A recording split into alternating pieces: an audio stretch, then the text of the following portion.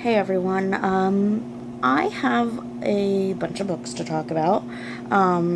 So I'm going to divide this month's haul up into two.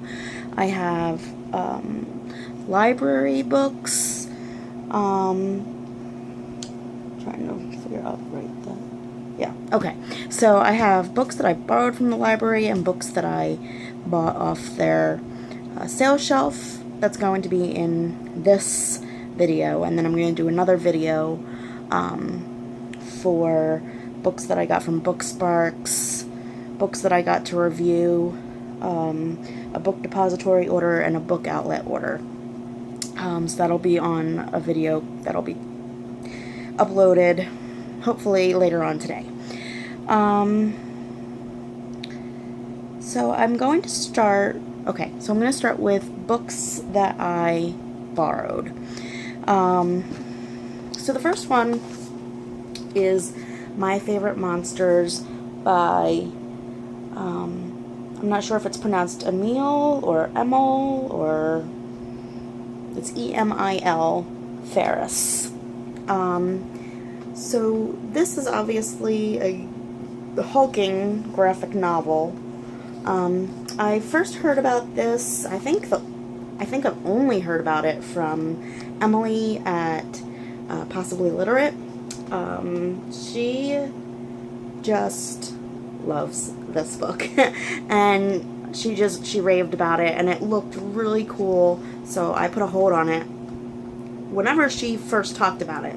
So I think it was quite a while ago. I think it was maybe 3 months ago, or it feels like it's been about 3 months.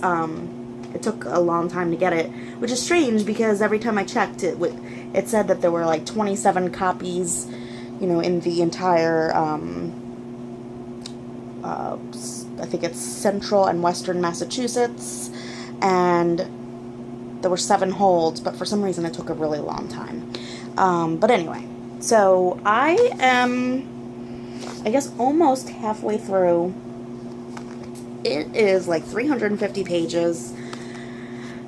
And I haven't picked it up in a few days. I mean, I want to own this just because it's the kind of book that you really can't appreciate how just amazing and gorgeous it is until you have your hands on it. Just try to show you some of the artwork here. And this is all done in pen. With like, you can see the individual lines, and it's just amazing.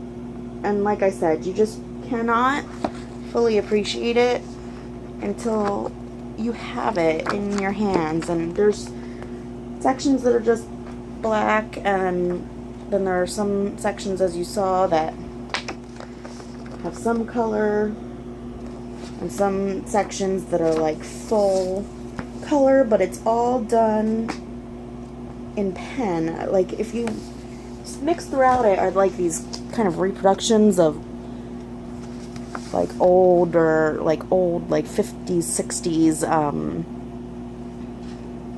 don't know what the word is, it like pulp,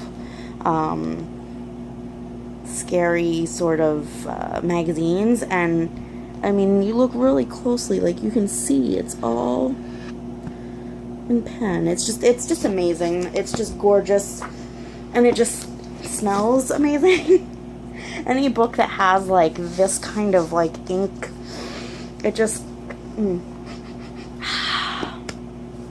I want this because it's just so gorgeous. But anyway, the story itself, so far, it's got a really like noir, detective, dark.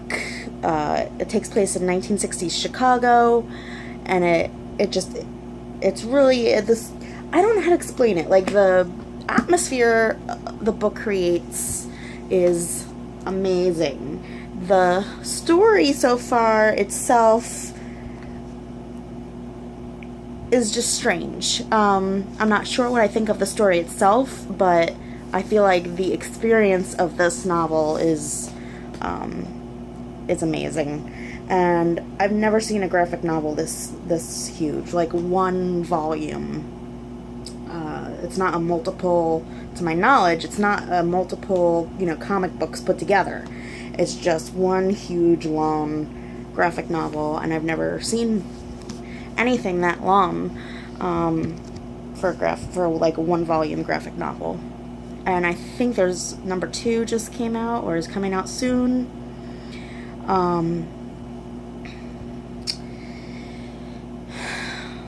So anyway, yes, I am enjoying that, and I want to own it. I'm not sure how expensive it is, but eventually, maybe.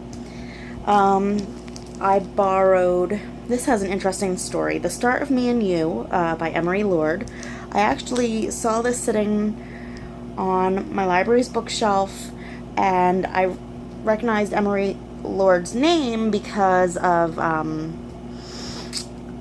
most recent, The Names They Gave Us. Sounds amazing, and I've heard great things about it. I had never heard of this one, and actually when I first picked it up, the library that I go to is like in the same like little area as the middle school, and apparently somehow the middle school's copy of this book was left on my library's shelf. So when I saw it, I was like, oh, it's Emery Lord. I haven't been able to find The Names They Gave Us yet, so maybe I'll check this out. But I couldn't check it out because it was the middle school's copy, so I put a hold on it, and it came in, and I read it in like a day and a half, and I loved it. Emery Lord is my new favorite YA contemporary author. I want all her books. I think it uses one of my favorite tropes, which is sort of the girl has crush on boy, or person has crush on person, and person number 1 then starts becoming friends with their crush's best friend or whatever, and ends up falling for the best friend or whatever. In this case, I don't want to give anything away, but it's just, I love it, and it's got a lot of literary references, and it's got nerdy and geeky wonderfulness, and sweet, and high school, coming of age, loveliness, and yeah, I really, really, really liked it. I recommend it. I gave it 4.5 stars. There was no one thing that was just like, no one reason why I didn't give it 5 stars. Like, there was nothing big except I usually reserve 5-star reads for like huge life-changing type books, and this wasn't really life-changing. I loved it. I really enjoyed it, and I definitely want to keep reading Emery Lord. So check it out. Okay, next I won't have huge explanations for, because these are books I have not read yet. They're just the next 2. Okay, so I have A List of Cages by Robin Rowe. This is going to be the July buddy read for Julie at Pages and Pens Facebook group, buddy read with me, and I've been wanting to read it, so when that was the one that got chosen, I was like, well, I guess it's as good a time as ever to go ahead and put a hold on that. So next is Scarlet, the second book in the Lunar Chronicles by Marissa Meyer. I read Cinder, I think last year, and I just hadn't gotten around to Scarlet. And Ginger at Sprouty Gamer Reads mentioned on one of her videos last month, I think it was last month, or earlier in June, that she recently picked up Scarlet and wanted to read it soon, so I asked her if she wanted to do a buddy read for July, and she agreed, so I picked that up. And now the next 2 are just books I picked up off the shelf as I was browsing borrow shelves. So this is Mockingbird Songs, My Friendship with Harper Lee by Wayne Flint. And if you don't know, Harper Lee is the author of To Kill a Mockingbird, which is my favorite book of all time. So this is just a book of letters, which, if you're doing the Book Riot challenges, one of the no, I don't think it's Book Riot, it's Pop Sugar. So one of the challenges is to read a book of letters, and this is all their letters to each other. I mean, there might be an introduction. Yeah, there's an introduction that's not letters, but other than that, it looks to be all letters. So, yeah, I know nothing about this. It just, it said Harper Lee and Mockingbird, so it caught my eye. And I guess apparently, like, their families were friends for a long time or something like that. And they started corresponding through letters, and it, yeah, caught my eye. So, and then finally I got Georgia Peach's Forbidden Fruit by J. Robin Brown.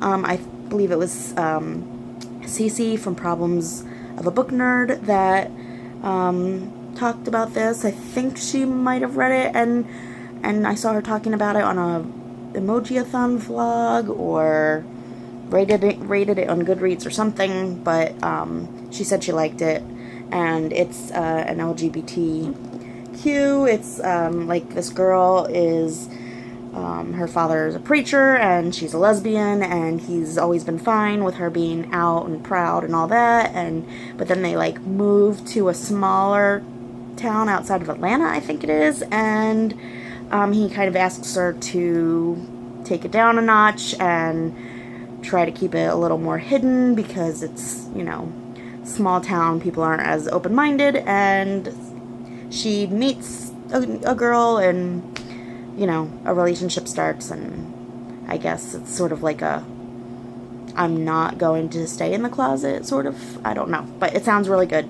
and so I want to read it, and hopefully I will have time. So now are the books that I purchased.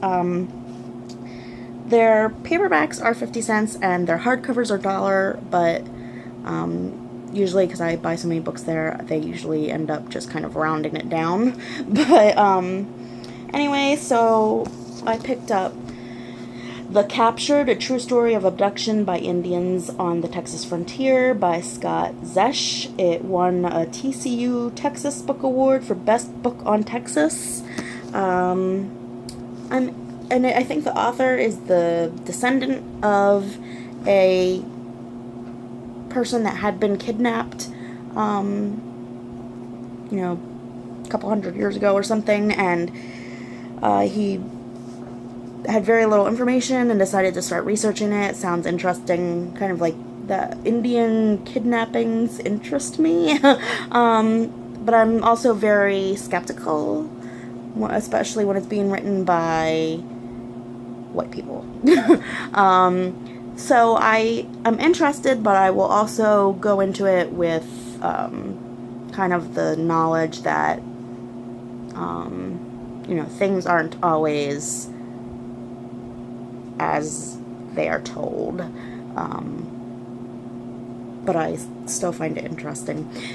If you know anything about it, I'd love to hear your thoughts. If you know good books on this sort of topic, let me know. I tried to read News of the World, which is like a short novel that came out within the last few months, I think, or it's gained attention the last few months. I borrowed that from the library. I tried to read it, and I got about halfway through, and I just thought it was boring. So anyway, next, and if you watch my hauls, you might recognize this book. I recognize this book, but I couldn't remember why. The Abstinence Teacher by Tom Perrotta. This is a hardcover. It's a satirical novel dealing with, like, our sex education in America and how it's handled or not handled. So I saw this on the shelf, and I was like, okay, I know I was recently looking at that somewhere, and I know I was really interested in it, and I thought maybe I had been considering buying it on Book Outlet. So I went and I looked up my most recent purchase order on Book Outlet, and it wasn't on there, so I was like, okay, maybe I was just looking at it there, but decided not to end up getting it because I was trying to cut my order down, so I picked it up. And then I came home and remembered, nope, I bought it at Goodwill. But this is the paperback, and this is the hardcover, and it's in really good condition, so I decided I'm going to hold on to the hardcover and use the paperback as part of my 500 follower giveaway on Instagram, which I'm now up to like 570, and I wanted to get this giveaway done this month, but that didn't happen because of lack of finances, and now I'm participating in a giveaway that's starting on July 1st on Instagram with a bunch of other bookstagrammers. So I'm going to try to do it like maybe July 15th, start the giveaway on the 15th. So this will be one of the books. And keep watching my hauls because I'm going to be talking about some other books that I'll be including in the giveaway. Next, I picked up A Great and Terrible Beauty by Libba Bray. I know nothing about this book. I know nothing about this author. All I know is that Lala read it a month or so ago and was surprised at how much she loved it, and then I think Shannon at Bookerly read it, and I've heard a couple other people talk about it recently, and I think it's like a historical fiction, but it also has some sort of supernatural elements, and I've just heard about a lot of people being surprised by it. So I am actually Julie at Pages and Pens has been doing traveling books where we have like 4 or 5 people, and she sends it to someone and we read it and we write notes in it, and then we send it to the next person and they do the same thing. So then Julie gets it back and it has like 5 people's notes in it, and she's going to do like a flip through video or something. So anyway, this was the book that they picked, and so I actually have a copy coming from Julie that I will be reading and writing in and passing on, and I will still have my copy, and at some point hopefully I'll write my own notes in this one. Okay. Next is a library book that actually my daughter, Trinity, picked up a few months back because it had a dog on it from the sale shelf, and she read a little bit and decided it just didn't make sense. It's an adult novel, and it just didn't make sense to her. She's not interested, so I thought I'd give it a try before I give it away.